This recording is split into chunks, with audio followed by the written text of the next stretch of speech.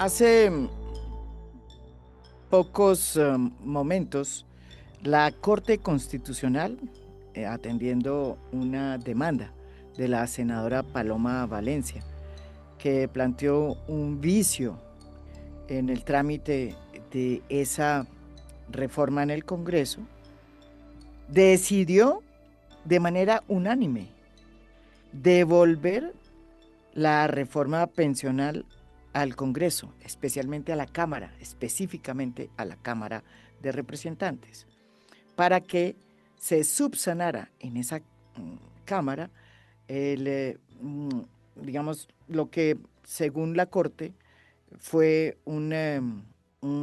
digamos, como un problema de trámite. Eh, y lo que significa eso es que eh, de nuevo, está otra vez en el Congreso la reforma pensional. Y la verdad es que se abren muchísimos interrogantes, porque uno hubiera podido pensar que se devuelve para que se subsane rápido ese trámite que hubo y que aparentemente pues no estuvo sometido a la norma, sí. Pero también hay quienes dicen que ese es una oportunidad para abrir de nuevo la discusión. De acuerdo. ¿Qué va a pasar con la reforma pensional? ¿Qué es lo que hay que subsanar? ¿Cuál fue el problema?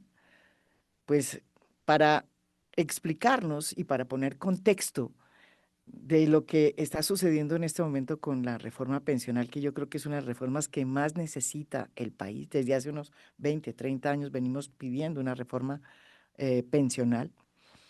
Pues hemos invitado a Kevin Hartman. Él es un investigador especialista en pensiones de la Universidad de Lovaina y desde allá nos acompaña. Aquí en A Fondo, bienvenido, Kevin. Muchas gracias, María Jimena, otra vez por la invitación. Para mí, un placer inmenso estar aquí con usted y con sus oyentes para hablar de un tema que a muchos nos apasiona y a otros les parece un dolor de cabeza. Pero fíjese que nosotros hicimos un podcast que fue muy exitoso porque usted explicó cómo era que quedaba la reforma pensional Claro. eh, a través de la receta de la lasaña. Podemos utilizar otras analogías culinarias hoy también, si le Es parece. verdad, Sí, yo le propongo que usemos una analogía culinaria para que la gente, perfecto. ¿cuál es la que usted va a utilizar ahora? Pues siguiendo con el tema de la lasaña, y si nos toca resumir esta decisión de la Corte Constitucional, pues básicamente es que la Corte le dijo al Congreso: usted me sacó la lasaña antes de tiempo, yo no la puedo probar todavía para saber si está buena o me hace daño, devuélvala al horno, tómese su tiempo, termine de cocinarla y cuando se termine de cocinar, me la pasa para que yo la pueda probar. Entonces, fíjese que la discusión no es que la lasaña esté mala o esté podrida Sí. o que la lasaña esté buena y esté deliciosa, sino que está cruda y todavía le falta tiempo de cocción para que pueda probar efectivamente la corte si está buena o está podrida. Y todo eso tuvo que ver con una proposición, con una manera que se inventó, yo creo que el gobierno de Gustavo Petro en el momento era el ministro del Interior, creo que era Juan Luis Fernando, Fernando Velasco.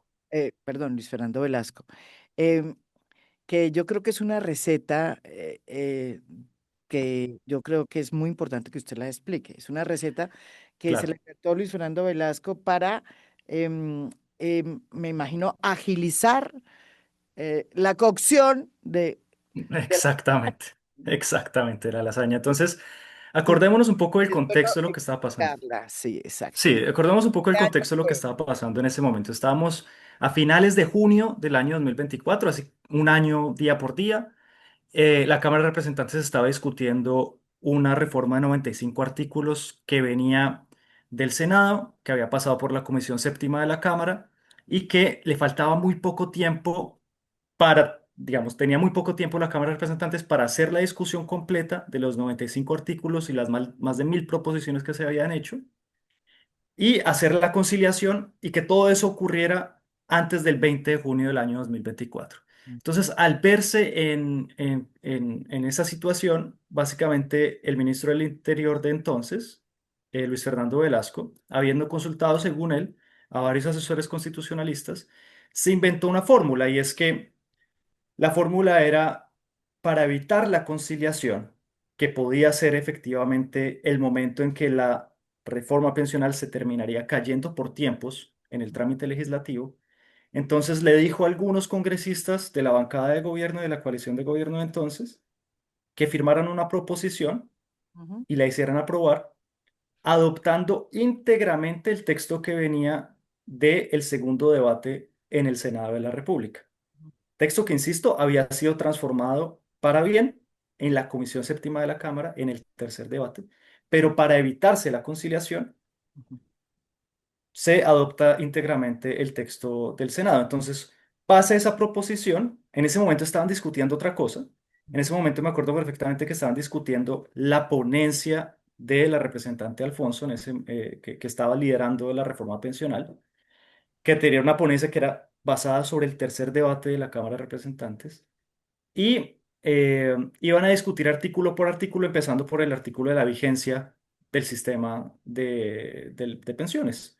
Sí, Entonces, en ese momento se cambia el debate por la moción de aprobar esta proposición, ujú, se se aprueba esa proposición y entonces al aprobar esa proposición se termina el debate, se aprueba la reforma pensional y directamente sale del Congreso de la República al Palacio Nariño para sanción presidencial. Entonces, eso fue lo que ocurrió. Básicamente, la fórmula que utilizó el ministro del Interior para acelerar el proceso era sacrificar las ganancias de debate que se habían logrado en la Comisión Séptima de la Cámara. Entre otras cosas, se había mejorado el texto, por ejemplo, en el mico que metieron en el segundo debate en el Senado de la República sobre las comisiones de las administradoras de fondos pensionales, que las aseguran un ingreso equivalente a lo que estaban teniendo hasta este momento por los primeros años.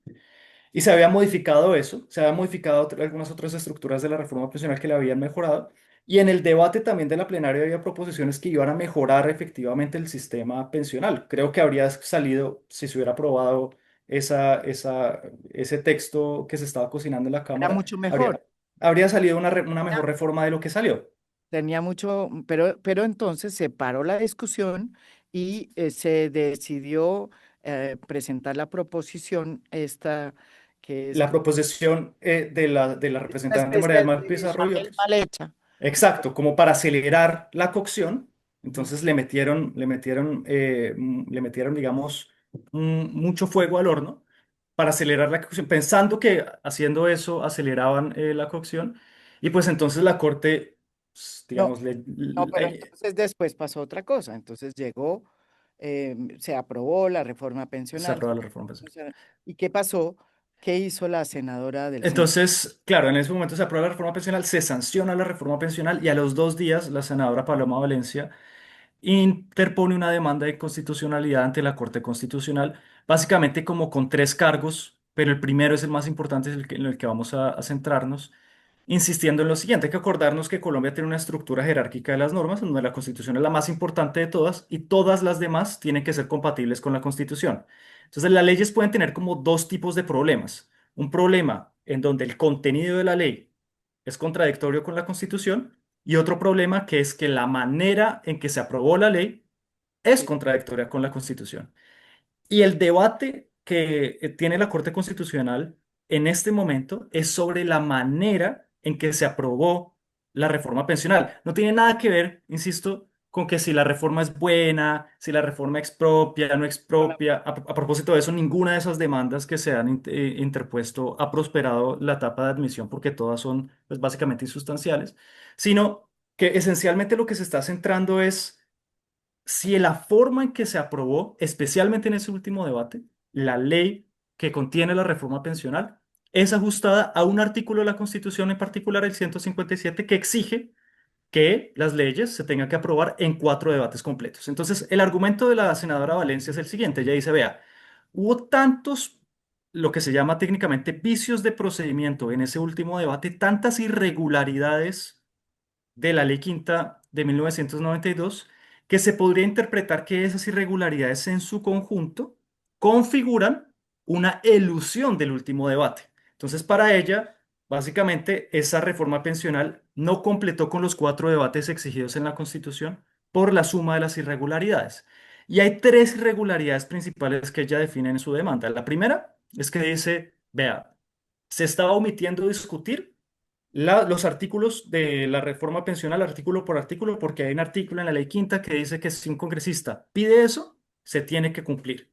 Sí, Segunda irregularidad, dice la senadora Valencia, vea que el texto que cuando aprobaron esa proposición, acogiendo el texto del Senado, no se conocía el texto del Senado. Dice, aquí le faltó publicidad al texto de lo que estaba votando la Cámara de Representantes. Y mm, el tercero, dice la senadora Valencia, el tercer vicio de procedimiento, esencialmente es que cuando estaban votando esa proposición famosa que adopta el texto del Senado, solo había pasado aproximadamente una hora de debate de esa proposición sí, cuando alguien en el Congreso solicitó una cosa que se llama moción de suficiente ilustración. ¿Para qué? Para terminar la discusión sobre esa proposición y entrar a votar. Entonces, eso es un mecanismo que tienen los congresistas cuando ya hay mucho tiempo, cuando ha pasado más de 3 horas en el mismo debate o en su defecto más de 2 sesiones completas en el mismo debate, los congresistas pueden decir, vea, ¿sabe qué? Ya hemos debatido lo suficiente, entremos a votar. Entonces, la senadora Valencia dice, vea, para que un congresista tenga derecho a solicitar esa moción de suficiente ilustración, el debate sobre el texto que se está aprobando o sobre el texto que se está debatiendo tiene que haber pasado por lo menos 3 horas y solo pasó una hora antes de que solicitemos moción de suficiente ilustración y entraran a votar esa proposición. Entonces, esa es la demanda, ese es el corazón de la demanda sí, de la senadora la Valencia. demanda llegó y empezó a hacer, le cayó a nada menos que al presidente de la Corte, Jorge Enrique Ibáñez, y Exacto. lo que habíamos sabido a través de los medios es que venía con una ponencia mm, negativa. Negativa, una ponencia negativa, se filtró 2 veces. Acordémonos además que ese proceso tomó mucho tiempo, mucho más tiempo de lo esperado por un error de procedimiento que se configuró en la misma Corte Constitucional. Entonces acordémonos que esa demanda llega, inmediatamente se suman otras personas a esa demanda. Sí, Ellos lo que tienen que hacer es correr unos traslados. Lo primero que tienen que hacer en realidad es definir una serie de ¿cómo se llama? Recusaciones que le hacen la ciudadanía o, en su defecto, impedimentos que ellos mismos como magistrados solicitan. sí, Y la magistrada Diana, la ex magistrada, hoy Diana Fajardo, ella dijo, venga, yo me voy a declarar impedido para la discusión de esta ley porque yo fui beneficiaria directa del contenido de esa ley. ¿Cuál fue el beneficio directo? Que ella utilizó la oportunidad de trasladarse extemporáneamente del artículo 76. Entonces ella, pues muy correctamente dijo, "Vea, yo me declaro impedida y mm, me retiro de la discusión". ¿Cuál es el tema? Esto es un formalismo que es de profesor en Casposo de Biblioteca de Derecho en Colombia, pero esos formalismos es lo que termina explicando por qué se demoraron tanto en la Corte ah, discutiendo esto. Entonces, ¿qué fue lo que pasó?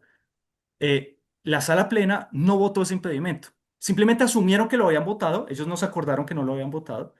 Corrieron traslado para que la Procuradora General de la Nación en ese entonces, Margarita Cabella, rendiera un concepto, eso es obligatorio en este tipo de discusiones. Ese concepto era negativo, ese concepto lo que hacía era apoyar la ponencia del magistrado Ibáñez en el sentido de la demandante, que se configuraron unos vicios insubsanables ujú, que configuraban la ilusión del debate. Entonces, todo estaba muy bien. Para abril se suponía que ya iba a ser la sala plena en donde iban a tomar la decisión de fondo sobre esta demanda. Y en abril se dieron cuenta, uy, alguien se dio cuenta, algún funcionario de la Corte Constitucional se dio cuenta, uy, no votamos el impedimento de la doctora Fajardo. Entonces, les como tocó. no votaron ese impedimento, les tocó retrotraer todo hasta el puro principio.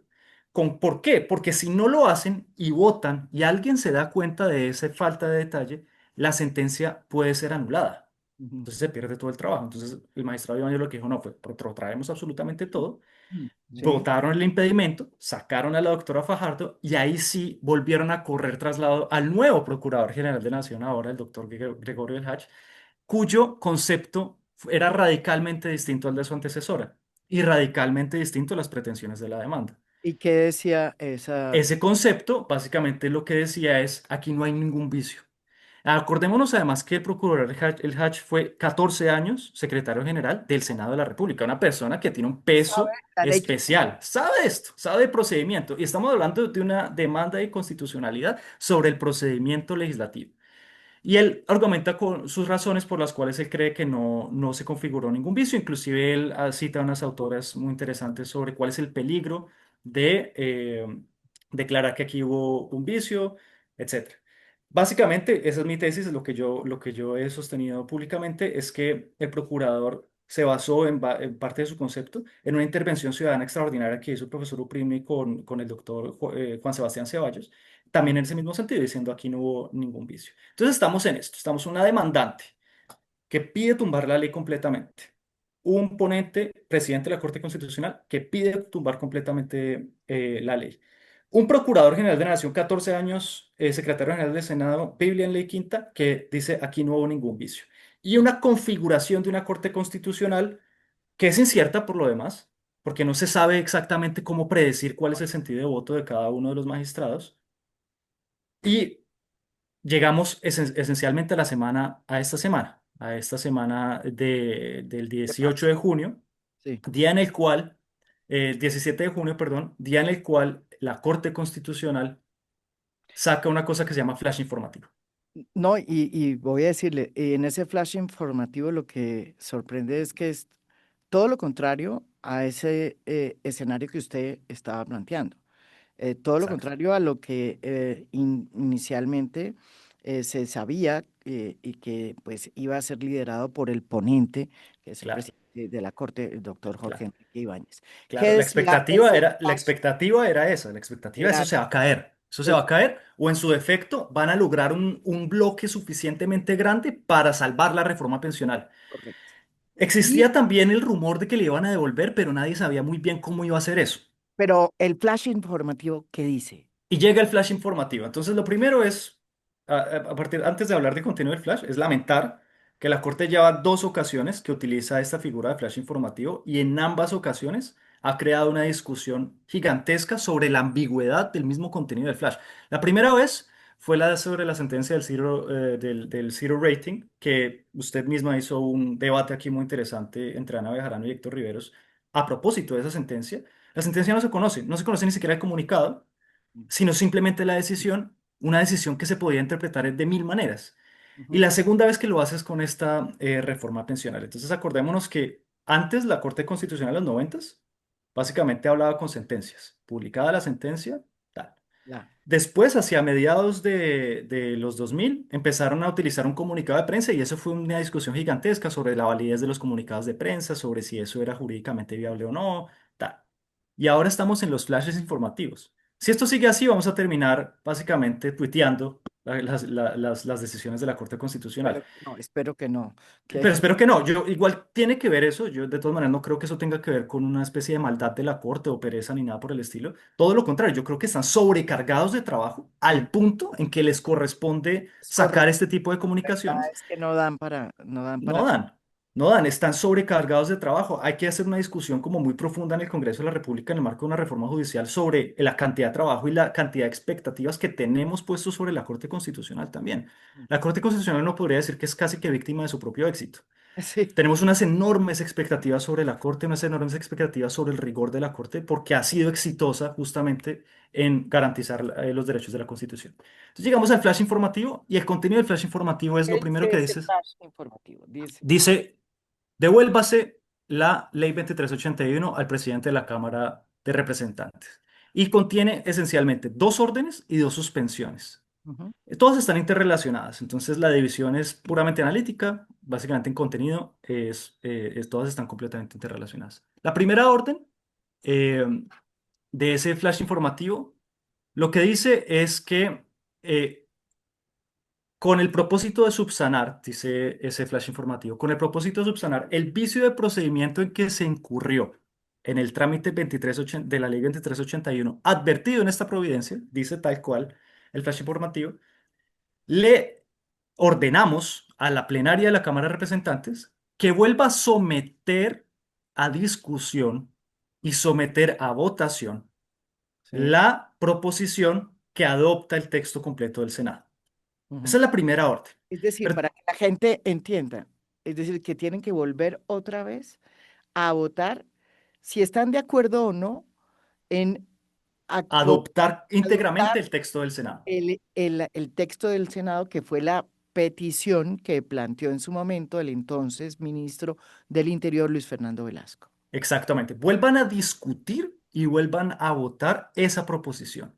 Pero ojo, María Jimena, el Sí. flash informativo es vago, el flash informativo es ambiguo porque dice con el propósito de subsanar el vicio de procedimiento que se incurrió. Pero acordémonos que, como con lo acabamos de hablar, había tres vicios que había detectado la demandante.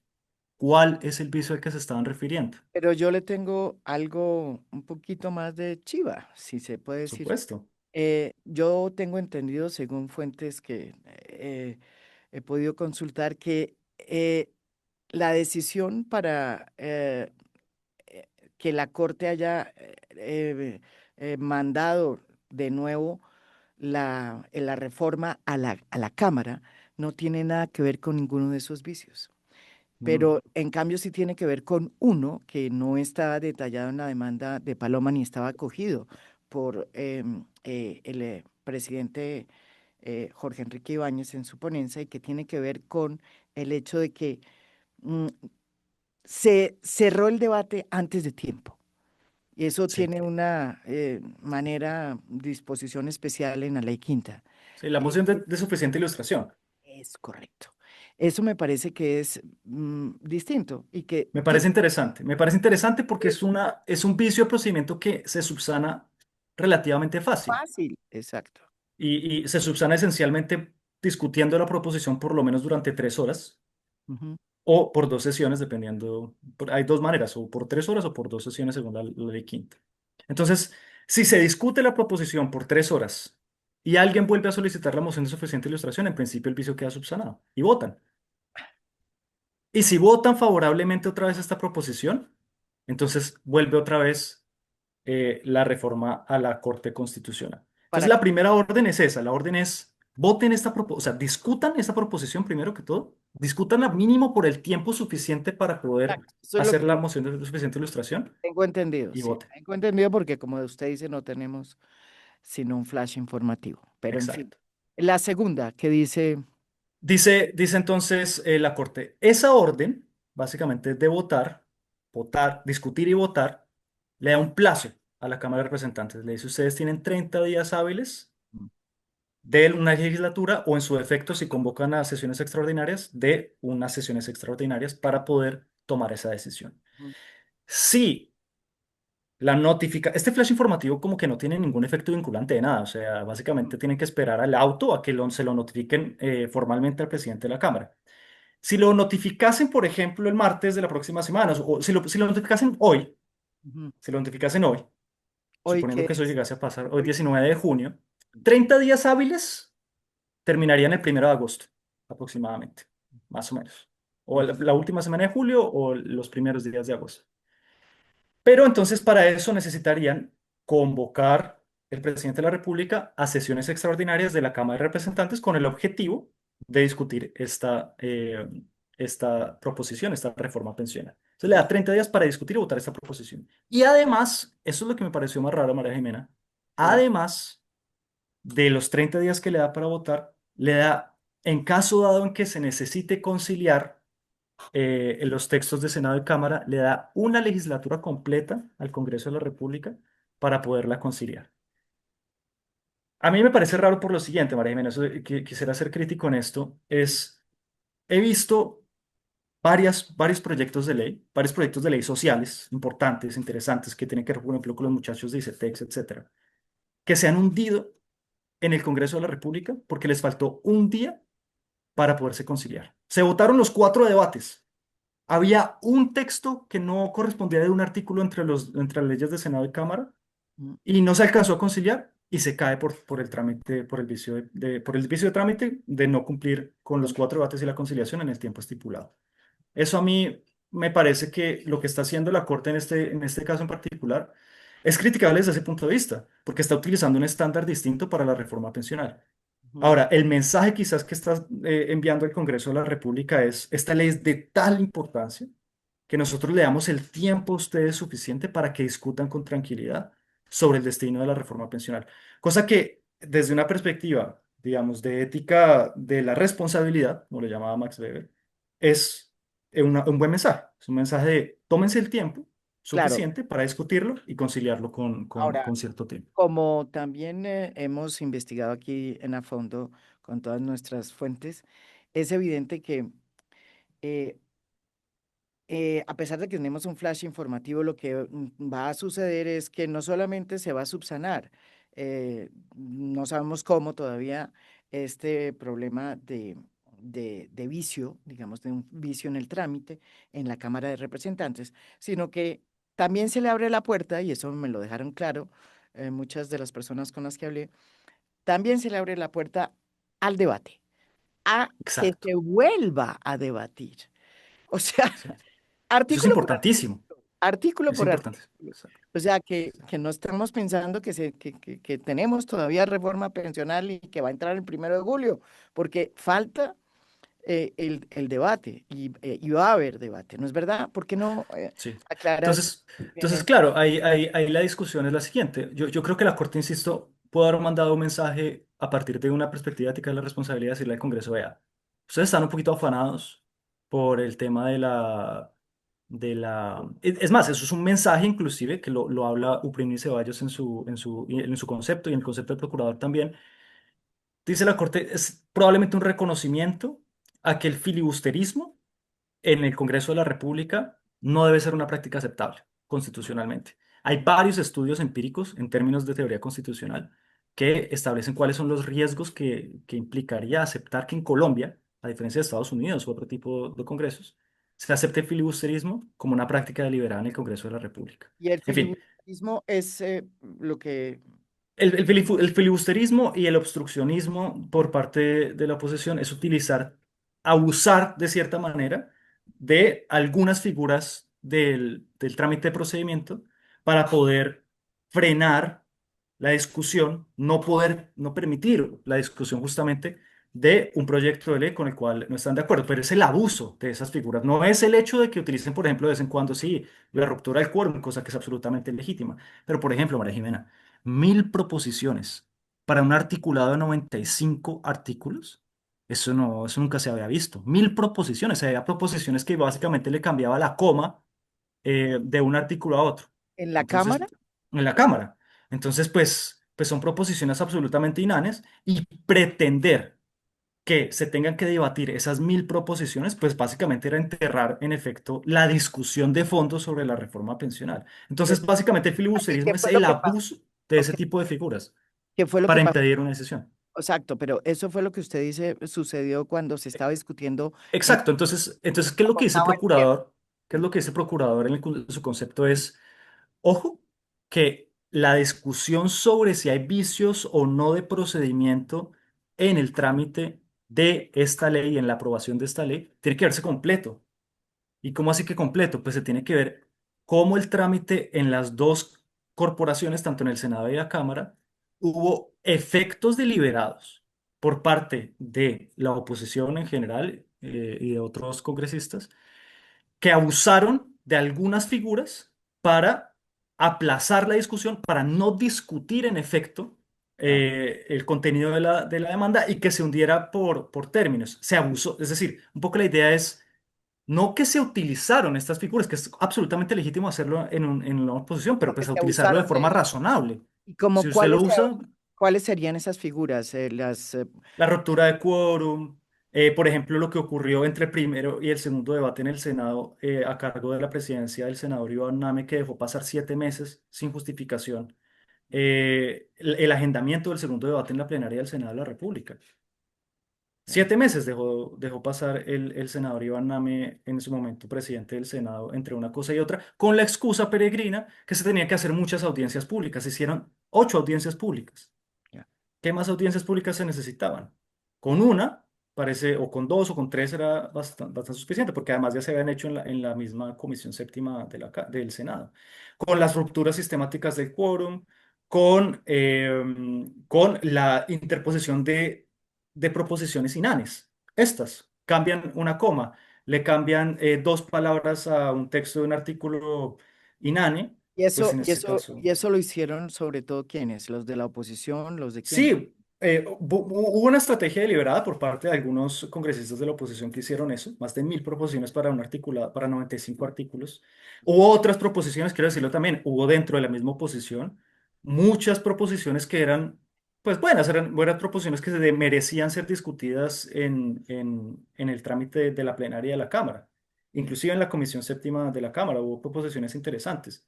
Rescató dos, por ejemplo, me acuerdo de unas proposiciones del representante Andrés Forero, del Centro Democrático, que es un opositor al gobierno, que hablaba sobre cómo el umbral de cotización no se debería medir en salarios mínimos, sino en VT.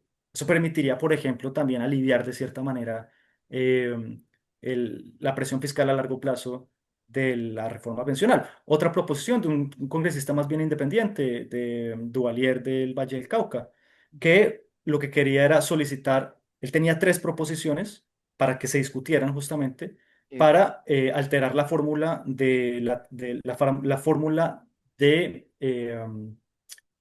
determinación de la pensión en el pilar contributivo del componente de prima media de la nueva reforma pensional, es decir, en Colpensiones. Eso también permitiría aliviar la carga o la presión a largo plazo de económica, o la sostenibilidad, mejorar la sostenibilidad del sistema a largo plazo en Bueno, términos fiscales. y Entonces, había proposiciones buenas, pero había muchas proposiciones que eran verdaderamente un abuso de esa figura, con el objetivo de que las discutieran una por una para que no tuvieran el tiempo suficiente de discutir el texto, decidir sobre el texto y conciliar. bueno, pero Entonces, esa otra, discusión, bueno, y otra cosa que yo creo que es importante es que fue una decisión unánime de la Corte, que yo creo sí, que es interesante porque el ponente que quería prácticamente que había cogido la tesis de la demanda planteada por Paloma Valencia, en este caso el presidente de la Corte, Jorge Enrique Ibáñez, pues termina apoyando una tesis completamente intermedia si se quiere, porque distinta. si usted usa los dos polos, o declararla exequible como quería el procurador, o Mm, declararla completamente inexequible como quería el presidente de la Corte Constitucional, pues esto de volverla es una especie de tesis intermedia sí, que le permite al Congreso volver a discutir sobre esa proposición y en caso dado en que esa proposición no se acoja, bueno, volver a discutir toda la ponencia que venía para el último debate de la representante Alfonso, que insisto, era un mejor texto de lo que se aprobó en el Senado, y conciliar. Es decir, le da tiempo al Congreso para seguir discutiendo una reforma que es el contrato intergeneracional por excelencia de las sociedades democráticas, que son los sistemas de pensiones. y por Entonces, tenemos esas dos órdenes. sí, Y tenemos dos suspensiones que son importantes también tener en cuenta. La primera suspensión es relativamente obvia y es que la Corte dice todas las otras demandas, porque llegaron más de 100 demandas a esta reforma pensional, van a quedar suspendidas hasta que nosotros no decidamos sobre esta demanda en este momento.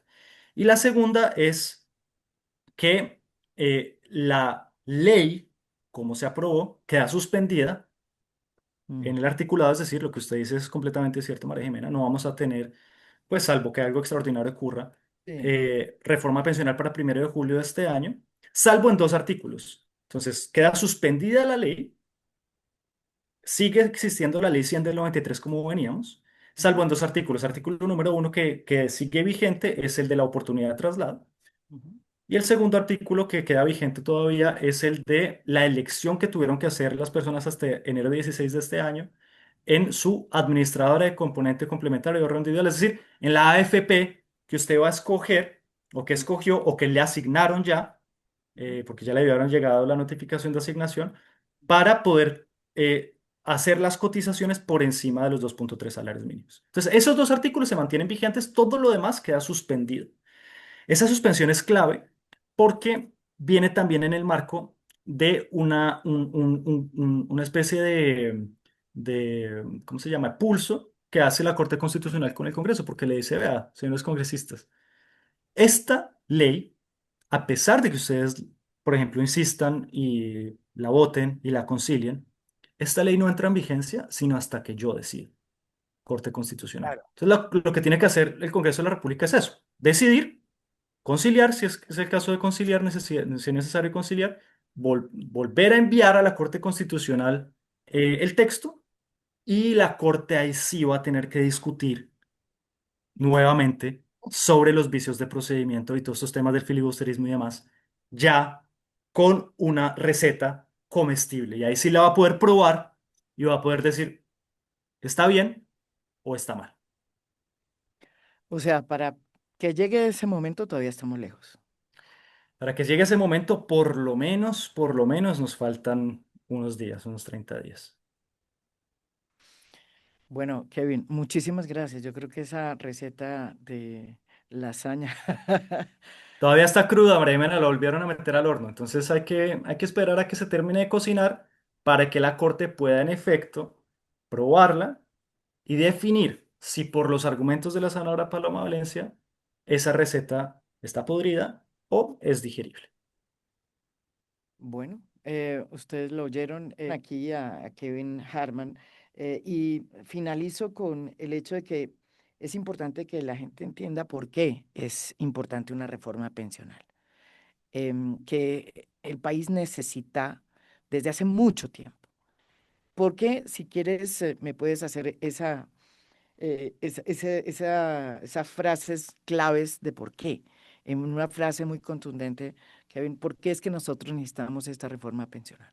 O pues lo que pueda Una decir. reforma pensional, digamos, la reforma pensional como todo es básicamente el resultado de tensiones políticas, fuerzas políticas y de negociaciones que se han tenido que hacer y esta reforma pensional no fue la excepción. Eh, entonces, básicamente la reforma pensional era necesaria en Colombia por tres razones fundamentales. La primera es que teníamos un sistema que no pensionaba y que condenaba, en efecto, a que los adultos mayores, hoy en día, tengamos 2 de cada 3 adultos mayores en la pobreza o en la pobreza extrema. Eso no tenía ningún sentido. Número dos, teníamos un sistema que no cumplía con su función de pensionar y además era muy costoso. Todos los años Colombia le dedica a pagar una transición mal hecha en 1993 porque dejamos, es como dejar el agua abierta, la llave del agua abierta. Todos los años pagamos a Colpensiones aproximadamente 18 billones de pesos o 20 billones de pesos de hoy en día para que se mantenga esta competencia entre las AFP y Colpensiones. ¿Por qué? Porque las AFP tienen a los cotizantes y los Colpensiones tienen a los pensionados. Y con las metodologías de financiación de cada sistema, pues implica que a Colpensiones necesitamos meterle 18 billones de pesos para pagar esas pensiones. Y la tercera, y quizás más importante, es que teníamos un sistema profundamente injusto en donde las personas con mejores salarios terminaban recibiendo parte de esos subsidios que se deberían ir. Las personas que mejor les fue en la vida, perdón, si puedo reformular, las personas que mejor les fue en la vida terminan recibiendo los subsidios que se deberían dirigir a las personas que peor les fue en la vida. Entonces teníamos un sistema injusto, costoso y que no cumplía con su misión.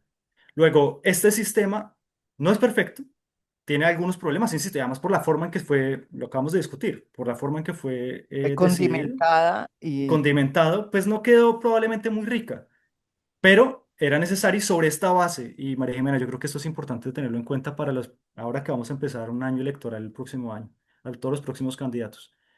La política pensional debería ser una política de Estado porque es el contrato intergeneracional más importante en una sociedad democrática. Es la manera en que nosotros redistribuimos los recursos entre diferentes cohortes, ujú, entre personas mayores de diferentes, digamos, de diferentes condiciones económicas y las personas más jóvenes. Esta política de Estado implica que para los próximos gobiernos tengamos ya una base que es esta reforma pensional, y sobre esa base empezar a corregir aquello que haya quedado mal, que no esté funcionando adecuadamente, y los parámetros del mismo sistema se tendrán que reformar. Yo creo que la gente lo entiende. La gente entiende, efectivamente, que el sistema tal como está, y la misma ministra Ramírez y el presidente de Colpensiones lo han dicho, esto se va a tener que ir reformando a través del tiempo. Las edades de claro. pensiones van a tener que subir, los tiempos de cotización van a tener que subir, la generosidad del sistema va a tener que volverse a revisar. Todo siempre, obviamente, con el fin de mantener un sistema que sea un poquito más justo con los adultos mayores. Muchas gracias, Kevin. Muchas gracias, María Jimena. Un gustazo. Lo mismo.